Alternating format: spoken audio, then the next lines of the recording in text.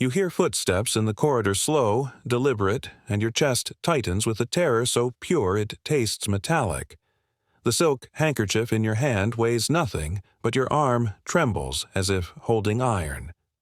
Somewhere beyond these walls, the Bosphorus waits in cold silence, its waters dark enough to hide anything. You are 15 years old, and you have just been chosen.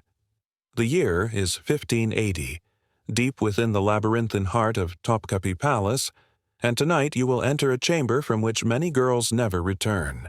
Not because they're sent away, not because they're reassigned to different quarters, but because by dawn, their bodies will be drifting in weighted sacks beneath waves that swallow screams before they reach the surface. If you're fascinated by the hidden darkness behind history's golden facades, I'd love to hear where in the world you're watching from. It's remarkable how stories buried for centuries can still connect us across every border and ocean. What the palace poets never wrote about, what the imperial historians carefully omitted from their chronicles, was this. The Ottoman harem wasn't a paradise of luxury. It was a carefully designed system of psychological torture, where beauty became currency and survival meant mastering the art of invisible terror. And the most horrifying night any woman could face wasn't her last, it was her first. The journey to that silk handkerchief began months or even years earlier, in ways that would shatter most modern understandings of human dignity. The selection process for the Sultan's harem represented one of history's most methodical systems of dehumanization, wrapped in the language of imperial grandeur. Young women arrived at Topkapi through slave markets stretching from the Caucasus Mountains to the Balkans. Christian girls from Georgia, Circassia, Greece, and the Slavic territories, taken as captives or sold by families too desperate to refuse Ottoman gold. Islamic law explicitly forbade enslaving Muslim women for sexual purposes, so the empire built its harem from the daughters of its conquered peoples. They arrived speaking dozens of languages, carrying memories of homes they would never see again, unaware that the true nightmare hadn't even begun. The Great Examination awaited them behind palace walls, a medical inspection so invasive and humiliating that some girls dissociated completely, their minds retreating to places the examiners couldn't reach. Stripped naked before Ottoman physicians and palace midwives, they were inspected like livestock at market. Teeth were checked for rot. Skin was scrutinized for blemishes, scars, or marks that might displease imperial eyes. Breasts and hips were measured according to ratios the palace had perfected over centuries. But the most degrading examination came last, the virginity test, conducted by midwives with clinical precision and absolute indifference to the psychological damage they inflicted. Girls who failed this test disappeared from palace records entirely. No one asked where they went. Then came something that sounds too bizarre to be true, yet appears repeatedly in Ottoman archives, the lice test. Palace officials deliberately infested selected girls with parasites, believing that lice wouldn't thrive on bodies carrying leprosy, plague, or cholera. For weeks, these young women lived with insects crawling across their skin, knowing they were being watched, knowing their bodies were being evaluated not as humans but as potential vessels for imperial pleasure. Even sleep offered no sanctuary. Guards monitored the girls through the night, noting every sound, every movement. A girl who snored too loudly, who talked in her sleep, who showed signs of nightmares or what the Ottomans classified as mental instability, she could be eliminated from consideration. The surveillance created a state of perpetual anxiety where even unconsciousness became a test. Those who survived faced a month in quarantine, isolated from human contact while palace officials debated their fate. Then came 2 years of transformation that would methodically erase whoever they had been before. The Sultan's training program was psychological manipulation disguised as refinement. Young girls were reshaped into perfect instruments of obedience, taught Ottoman Turkish, Persian, and Arabic until they could recite poetry, debate theology, and flatter with wit. They learned to play the kemençe and kanun, their music often echoing through the halls as others were led to the Sultan's chambers. Forced to memorize the Quran they barely understood, many were converts devoting themselves to a faith that justified their captivity. Dance was their most chilling lesson. Every step, every flicker of the eyes was crafted to entice a man whose fleeting pleasure determined their survival. Seduction became a language of fear, a choreography of submission. Yet the greatest cruelty was not the Sultan, it was each other. The hierarchy turned women into rivals. The powerful Valid Sultan above all, then wives, favorites, concubines, and finally the forgotten, ghosts of beauty past, discarded in silence. Friendships became dangerous. Information was currency. The girl sharing your room today might whisper your secrets to a higher-ranking concubine tomorrow, hoping to elevate her own position by destroying yours. The women who should have been allies in suffering became potential executioners, and this isolation was precisely what the system intended. Throughout the training, one fact haunted every waking moment. Most women in the harem would never actually sleep with the Sultan. The vast majority would spend years or decades serving other concubines, or would eventually be married off to Ottoman officials as political favors. But the possibility, however remote, that you might be chosen kept everyone in constant preparation, constant fear, constant readiness for a night that might never come. And then there were the stories. Every harem had them, passed in whispers during bath times, shared in glances that said more than words ever could. Ibrahim the Mad had ordered all 280 women in his harem sewn into weighted sacks and thrown into the Bosphorus because he'd grown bored and wanted fresh selections. Divers later reported finding an underwater forest of swaying sacks, bodies moving with the current like seaweed, creating shadows that haunted the strait for generations. Another sultan had executed over 1,000 women during a single rage-fueled purge. The reasons varied, depending on who told the story. Some said he suspected infidelity. Others claimed he'd simply wanted to demonstrate his absolute power. But the core truth remained consistent. Their bodies entered the water weighted with stones, and the Bosphorus kept its secrets. These weren't ancient legends from some barbaric past. These events had happened within living memory of women still serving in the palace. The arbitrary nature of imperial displeasure made survival feel impossible to predict. Beauty meant nothing if the Sultan was in a certain mood. Intelligence could work against you if interpreted as defiance. Skill and training offered no protection against whim. The royal gardeners who served as executioners were a constant presence, their red skullcaps visible throughout the palace grounds, their powerful arms a silent reminder that death was always one command away. They didn't speak to the concubines, didn't acknowledge them as human. They simply waited, and everyone knew what they were waiting for. This was the psychological landscape that surrounded any girl holding that silk handkerchief. The token meant you had been chosen for the Sultan's chambers, but chosen for what? Pleasure? Evaluation? Or had you unknowingly offended someone powerful, and was this honor actually a pretext for your execution? The preparation ritual began immediately, and every step was designed to strip away whatever remained of your individual identity. Palace attendants escorted you to the bathhouse where the transformation commenced. Hot wax stripped every hair from your body, legs, arms, even the most private places until pain blurred into numbness. You couldn't flinch or cry out. Silence was survival.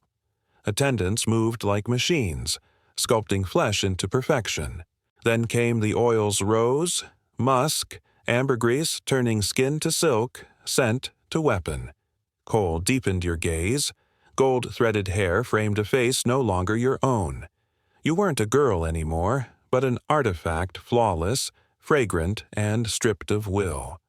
Then came the walk down the golden path, a corridor connecting the harem to the Sultan's private quarters. This wasn't a hallway, it was a gauntlet of psychological warfare.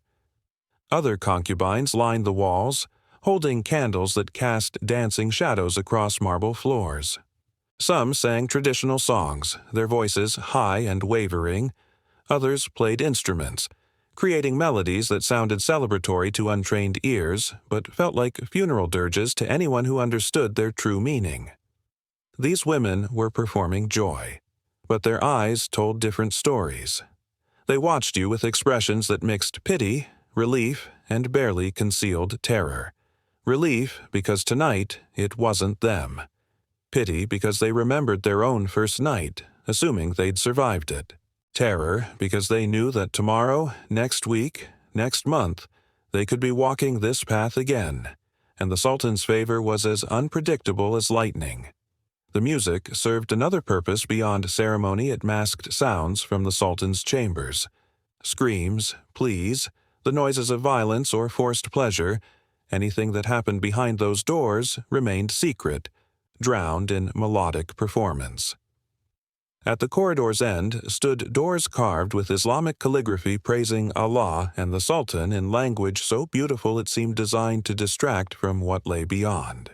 The doors opened, and you entered a space that smelled of incense, tobacco, and power. Persian carpets covered every surface, their patterns intricate enough to get lost in, their thickness muffling sound and creating an atmosphere of suffocating luxury. Oil lamps cast amber light that made shadows seem alive. The air was so thick with perfume it felt hard to breathe. And now came the moment that shattered whatever remained of your dignity. You had to crawl. Not walk with grace, not approach with the regal bearing they'd spent 2 years teaching you. Crawl. On hands and knees, like an animal, across those expensive carpets from the door to the bed where the Sultan waited. This wasn't merely protocol, it was deliberate psychological demolition. Every inch you crawled stripped away more humanity, transformed you from a person with thoughts and fears and memories into an object for imperial use. Your training had prepared you for many things, but nothing truly prepared you for how it felt to crawl toward a man who held absolute power over your continued existence. The bed loomed ahead like an altar of sacrifice. Silk sheets imported from distant China, pillows stuffed with down from birds you'd never seen, curtains that would soon enclose you in private hell. Your hands pressed into carpet that cost more than your life was worth, and you kept crawling because stopping wasn't an option that led to survival. When you finally reached the bed, you had to kiss the Sultan's foot lips touching silk slippers that had stepped over the bodies of enemies and rivals. The symbolism was intentional and devastating. You were literally prostrating yourself before absolute power, acknowledging your complete submission through this degrading act. The Sultan's reaction to this moment determined everything.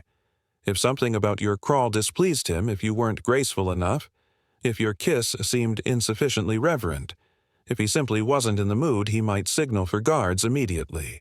Some concubines never even touched the bed before being dragged away, their screams swallowed by the music still playing in the golden path. But if you passed this initial test, the Sultan would give a signal, and you would crawl under the covers into darkness. Islamic law required that the Sultan's private parts remain covered, so the encounter happened in complete darkness beneath heavy sheets. This created a claustrophobic environment where you could barely breathe, let alone think clearly. You had to navigate intimate acts while blind, relying entirely on touch and sound to determine what was wanted from you. The silence was oppressive and dangerous. You'd been trained to remain completely quiet unless specifically commanded to make noise. Any spontaneous sound, any cry of pain or involuntary gasp of pleasure that wasn't requested could be interpreted as disobedience. Some concubines bit their tongues so hard they bled, desperate to maintain silence that might keep them alive. Your body's natural responses became enemies to be controlled. Pain couldn't show. Pleasure couldn't express itself without permission.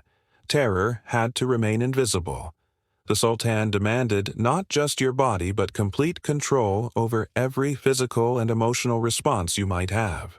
Duration varied wildly depending on imperial mood and stamina. Minutes could stretch into hours. You had no way of knowing when it would end or what might trigger displeasure. Every moment became an eternity of trying to read signals you couldn't see from a man whose reactions could determine whether you lived or died. Meanwhile, your mind raced through catastrophic possibilities. What if you made a sound at the wrong moment? What if your body responded in ways he didn't like? What if he asked for something you weren't trained to do? What if he simply grew bored? Each scenario ended the same way. Weighted sack, cold water, lungs filling with the Bosphorus. The psychological pressure created an impossible paradox. You had to appear passionate while consumed by terror. You had to seem experienced enough to satisfy, but innocent enough to seem virginal. Appearing too knowledgeable suggested you weren't pure, which meant execution. You had to be responsive while appearing untouched, skilled while seeming naive. As the encounter continued, you realized that no amount of training could prepare you for the reality of being completely powerless beneath the hands of someone who viewed you as less than human. The Sultan wasn't making love, he was using a tool for pleasure, and your survival depended entirely on how effectively you could serve that purpose while hiding revulsion and terror. When dawn finally broke through palace windows, you faced a moment that could seal your fate forever. If you'd managed to satisfy him, a small gift might appear beside the bed, a piece of jewelry, a silk scarf, a precious stone. These tokens weren't expressions of affection. They were markers of temporary value, signs that you'd successfully performed your function. Other concubines would examine every gift with scholarly intensity, because these objects revealed your standing in the invisible hierarchy governing every breath in the harem. But gifts could be curses disguised. Receiving too much attention made you a target for every other desperate woman. The palace had witnessed countless schemes where favored concubines were poisoned, strangled during sleep, or pushed down marble staircases. The system deliberately fostered this murderous competition because divided women were easier to control. Mourning brought its own form of torture. Palace physicians examined you like livestock, checking for injuries that might indicate the Sultan's displeasure or satisfaction. Other concubines watched these examinations with predatory interest, searching for clues about your performance and their own prospects.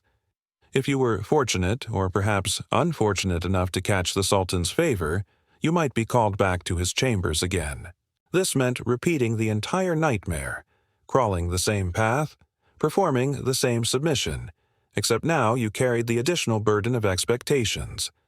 You had to remember exactly what pleased him last time, had to recreate pleasure with scientific precision, had to be consistent in your performance while appearing spontaneous in your devotion. But most women weren't called back. They returned to the harem having survived their first night, only to spend years or decades waiting for a second summons that never came. They grew older in gilded cages, watching younger girls receive silk handkerchiefs, knowing their own moment of value had passed. Some were eventually married off to Ottoman officials, traded like diplomatic gifts. Others spent their lives serving women who'd been luckier or more skilled, or simply present on a night when the Sultan happened to be in the right mood. The Ottoman imperial harem system represents one of history's most calculated methods of psychological control disguised as luxury. Behind golden facades and silk curtains operated a machine designed to break human spirits and reduce women to commodities whose worth could be measured in a single night's performance. These weren't love stories or exotic romances. They were systematic programs of terror that used sexuality as a weapon of absolute domination. The fear that consumed concubines on their first night wasn't just about physical danger, it was about the complete erasure of their humanity in service to imperial power. And perhaps most disturbing is how this system sustained itself for centuries, through its own internal logic. By making women compete against each other, by isolating them from solidarity, by making survival dependent on individual performance rather than collective resistance, the harem transformed its victims into participants in their own oppression. The women who survived became invested in the system's continuation, because acknowledging its horror meant acknowledging what they'd endured and what they'd done to survive. The Bosphorus still flows past Topkapi Palace, its waters darker than they appear in tourist photographs. And somewhere beneath those waves, if the old stories hold any truth, rest the remains of women who received silk handkerchiefs and never returned. Their names weren't recorded in imperial histories. Their stories weren't told by palace poets.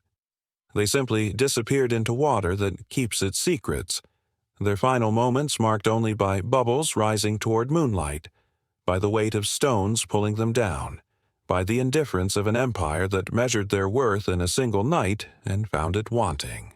The palace still stands, beautiful in the sunlight, its gardens carefully maintained, its courtyards open to visitors who marvel at Ottoman grandeur.